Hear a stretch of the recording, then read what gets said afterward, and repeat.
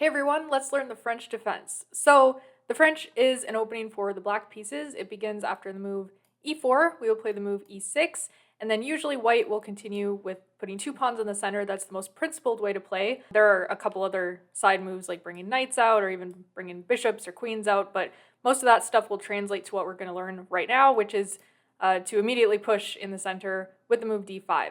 So, from this position, this is the start of the French defense. There are a couple of options that white has.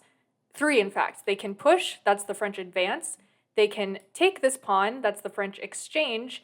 And they can leave this pawn here. So let's start with the French advance. So they're pushing forward, locking down the center. We immediately want to strike at that center, not allow them to continue to build on their center with the move c5. A lot of times if you're playing this against people who don't know what they're doing, you will end up just winning one, if not both of these pawns in the center. And the way you will continue to do that is, say, after a move like c3, you'll bring your knight out, again, just pressuring this d-pawn. And after a move like knight f3, the way I like to play this is bringing the queen out, just putting so much pressure on this d-pawn that white essentially has to do something about it. So there is this move bishop d3, which seems to hang a pawn in the center, but this is a pretty well-known trap.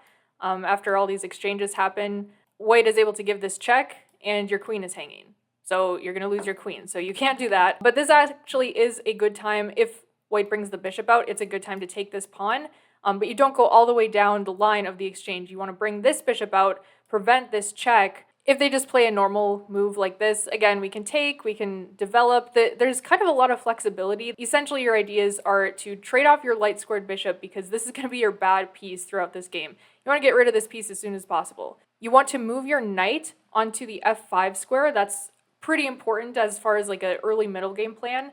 And you can do this either through h6 or through e7. Another thing to note in the advance specifically is that a lot of times you won't castle this way. You might not castle at all, or you might castle queenside.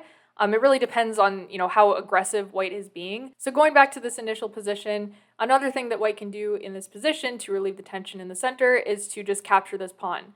We will capture back with the e-pawn, and this is the French exchange. This is known for being a very drawish line. Primarily, if I get the French exchange as black, we're going to trade everything except one or two knights, and we're going to get a minor piece endgame. And so you got to know your endgames if you're going to be playing this line. But the general idea of the opening is you want to hang on to this pawn, of course. A lot of times the easiest way to do that is just to push the c-pawn up after something like this. Sometimes you want to put your knight there. If you want to play a little bit more aggressively, bring the bishop out here or, here and just castle to the queen side and then start launching your pawns if your opponent is castling king side. One setup that I really like to play is after, for example, the knight comes out, we go bishop d6 and say white also brings their bishop out. We can go knight to e7.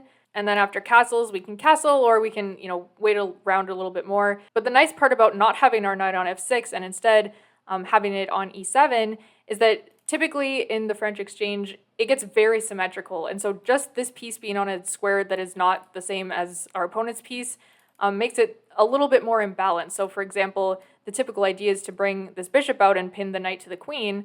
We can just prevent that by pushing the f-pawn. And it looks really silly, but this pawn is actually doing a lot of things. It's preventing this knight from going forward. It's pushing the bishop back and allowing us to keep our knight. And then we have ideas of just trading off the light squared bishop. Again, this is probably our weakest piece in this opening.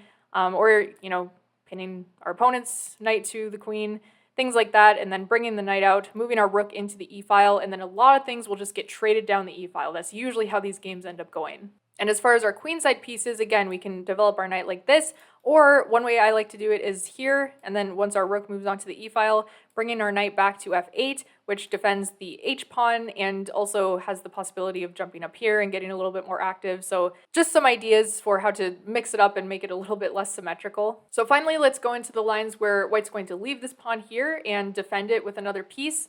So first of all, looking at this tricky line where they push the f-pawn, this is great for black. We can immediately take, and if they take back, we have this idea of checking with the queen. And of course, if white blocks with the g-pawn, we have this check, winning the rook in the corner. More commonly, you're going to get this knight coming out, either to c3 or to d2. There is some theory that you have to know if you want to just leave the tension here. you'll usually bring your knight out and then they push and then you move back and then you want to push this pawn, and it gets a little bit cramped. Again, there's theory that you have to know, and you have to know how to deal with your king being a little bit exposed on this side of the board. It's definitely a playable line, and in fact it's played a lot by grandmasters, but you really have to know what you're doing. But one way to play this in a way that's a little bit more fun and also cuts down on the amount of theory that you have to study is, in either case, wherever this knight comes out, just take the pawn.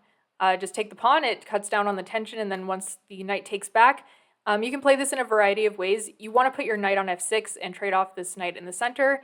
You can either prepare that by bringing this knight out to d7, and then once this knight comes out and the capture happens, you'll be happy to refill. Or the way I like to play it in faster time controls, just because it's a little bit more fun, is bringing the knight out right away. And so if takes, you'll actually capture with the g-pawn, opening up this g-file for the rook, and so if your opponent's king ever castles this way, you will be able to launch a very strong attack, and it gets very tricky, very tactical. So the general ideas in this particular line, just to run through them, are you want to very quickly castle your king, get it out of the center, but you want to castle queenside, of course. So say a move like this, you want to fianchetto this bishop this way. So say castles, we'll continue with the fianchetto, defending the pawn. We can move our queen up to here or here or here, it doesn't really matter. Let's just say here. Normal developing moves for our opponent, and then castles. And then you want to bring your rook to this file as soon as possible. A lot of times you'll end up winning this knight because of the pin. And then a lot of times you can even like sacrifice this knight if the queen ends up in a place where it's vulnerable, and just launch a very quick attack. Like I said, there's a lot of like windmill tactics. It's very tactical, very tricky, and very fun to play, especially in faster time controls if your opponents are not quite sure what they're doing. So that about does it for a quick overview of the French defense. Obviously, if you want to make this a part of your main repertoire, you're going to have to go a little bit more in depth, but hopefully this gave you a good starting point. If you like this video, please be sure to subscribe. It helps me out a lot. I'll see you soon.